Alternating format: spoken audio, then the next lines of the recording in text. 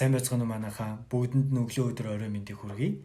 Энэ цагаар дамжуулан бүгдээрээ хамтдаа Өмнөд Юдагийн хаан Рехобоам гэдэг нэгний талаар хамтдаа ярилцгаая.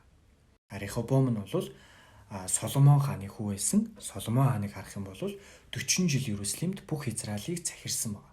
Ингээд Соломон хаан нь эцэг өвгтийнхөө хамт нойрсож өөрийн эцэг Давидын хотод оршуулгадж түүний хүү Рехобоам нь хаан болж байгаа. Энэ Рехобоам гэдэг нэг нь Аммон эмэгтэй Наама гэдэг нэгнээс мэндэлсэн ийм нэгэн байх нэ. Ингээд бүх Израильчууд Рехобоамыг хаан болгох гэж Шихемд цугларсан учраас Рехобоамч Шихемд очиж байгаа. Небатын хүү Рехобоам үүнийг сонсоод учир нь тэрээр Соломон хааны өмнөөс зүгтэн Египттэй байсан. Ингээд тэд хүн илгээж Рехобоамыг дуудулж байгаа. Ингээд Рехобоам ба бүх Израиль ирээд Рехобоамд бараалгахтаа хэлж байгаа л да. Таны эцэг бидний булгыг хүнд болгосон. Тийм учраас одоо бидний дээр тогсон хүнд буулга болон эцгийнхээ бэрх алба татварыг хөнгөлж өгөөч. Тэгвэл бид танд үйлчлэнэ гэж хэлж байгаа. Ангийнхтэн Рехобоам юу гэж байгаа вэ гэхээр 3 өдрийн дараа над руу дахин ирэх тун гэж тушааж байгаа. Ингээд Рехобоам нь эцэг Соломонд нь үйлчилж исэн ахмадуудтай зөвлөлдөн энэ ард түмэнд ямар хариу өгөхийг та нар надад зөвлөх вэ гэхэд тэд юу гэж хэлж байгаа вэ гэхээр хэрвээ та энэ ард түмэнд сайнаар хандаж тэдний сэтгэлд нийцүүлж тэдэнд ээлдэг үгсийг хэлбэл энэ ард түмэн үрд таны боол болох юм гэж зөвлөж байгаа. Гэвч Рехобоам нь ахмадуудын зөвлөгөөг үл хайхарч өөртөө хамт өсөж өөрт нь үйлчилж ирсэн залуучуудтай зөвлөж байгаа. Тэр залуус нь юу гэж зөвлөж байгаа вэ гэхээр таны эцэг бидний булгыг хүнд хүчээр болгосон. Харин та үүнийг хөнгөлж өг гэж шаардж байгаа энэ ард түмэнд хариулахдаа миний чигчийн уруу эцгийн минь ууцнаас ч бүдүү юм аа. Миний эцэг та нарт хүнд буулга үүрүүлсэн бол би түүнийг чинь илүү хүнд болгоно. Эцэг минь та нарыг дашуураар сахилгажуулж исэн бол би та нарыг хилэнцэд орхоогоор сахилгажуулах болно гэж хэлээрэй гэж ингэж хэлж байгаа.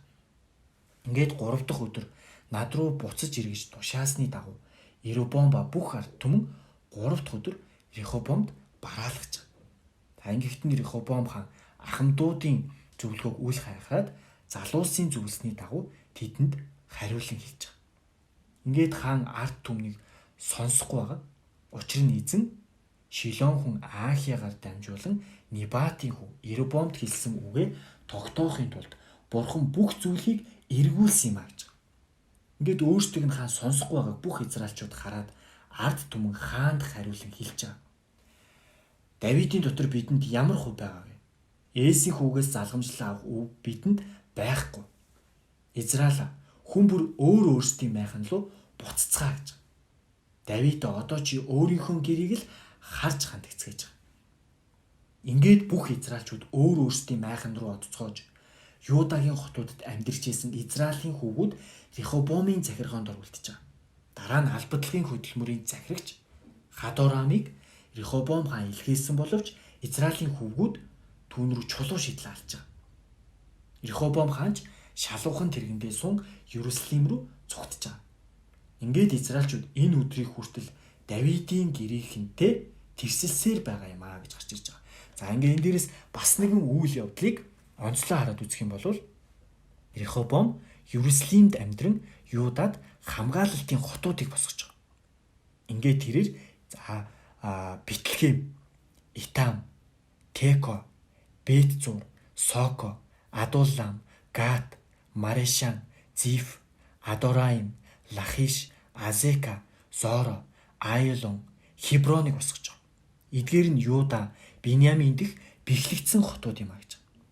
Ингээд тэр мөн бэхлэлтүүдийг хүчрхэгжүүлэн тэдгээрийн дотор хүнс, тос, дарсны агуулгуудыг болон түшимтийг байрлуулж байгаа. Ингээд тэрээр хот бүрийг бамбай жаднуудаар ханган асар ихээр хүчрхэгжүүлж байгаа. Ийхүү Юда, Биньяминийг тэр барьж байсан. За үүнээс гадна бүх Израильд байсан дахилч нар болон левчүүд өөрсдийн бүх бүс нутгаас түүн рүү буцаж ирсэн. Левчүүд өөрсдийн бэлчээр нутаг эзэмшлүүдээ орхин Юда болон Иерусалим руу ирцгээж байгаа. Учир нь юу вэ гэхээр Рехобоам болон түүний хүүгүүд тэднийг эзэнт дахилчаар үйлчлэх үйлчлэлээс нь хассан. тэрээр мөрөглийн өндөрлгүүдэд болон өөрийн хийсэн ямаа тугалын дүрснүүдэд зориулан хувийн тахилч нарыг бий болгож байгаа.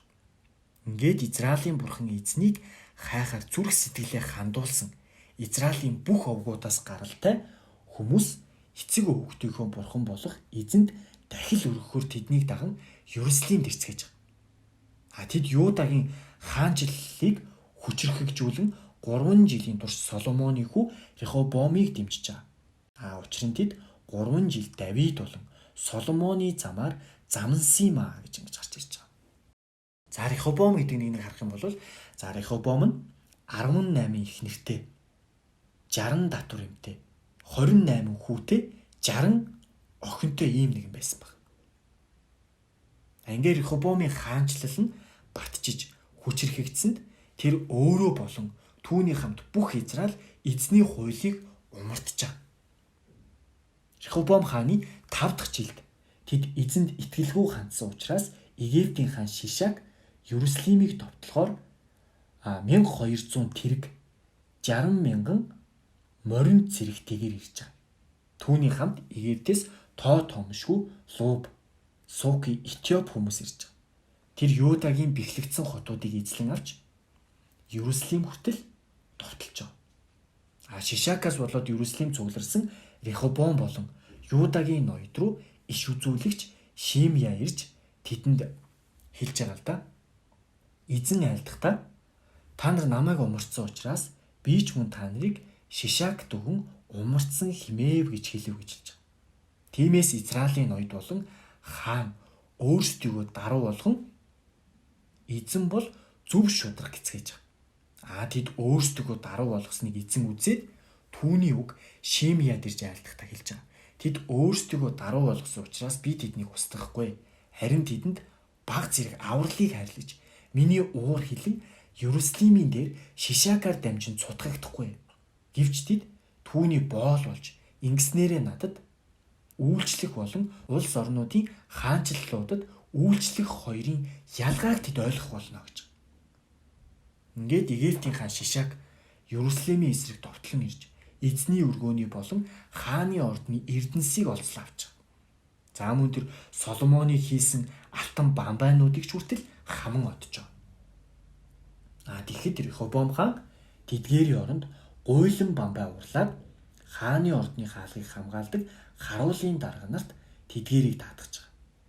Хаан эзний өргөөнд орж ирэх болгонд харуулууд ирж тэр гуйлан бамбайнуудыг өргөн явах бөгөөд дараа нь тэдгээрийг харуулын өрөөнд буцаан тавих болжээ гэж ингэж гарч ирж байгаа. Ийхүү тэрээр өөрийгөө даруй болгоход эзний уур хилэн түүнээс эргэж түүнийг бүр мөсөн сүрүүлсэнгүй. Мөн Юудад нөхцөл байдал сайжирваа гэж гарч ирж байгаа. Ингээд Рехобоам хаан нь Ерүслимд хүчрхэгжин ноёрхож, Рехобоам ноёрхож эхлэхдээ 41 настай байсан. Ингээд эзэн өөрийн нэрийг тэнд байлгахын тулд Израилийн бүх овгоос сонгосон хот болох Ерүслимд 17 жил хаанчилжээ гэж ингэж гарч ирж байгаа. Тэрээр эзнийг хайхаар зүрх сэтгэлээ чиглүүлээгүй учраас бузар мөг үйлдсэн юм гэж ингэж хэлж өгч байгаа. Рехобоам болон Ерөбоам нарын хооронд дайнууд үргэлжилсээр байсан.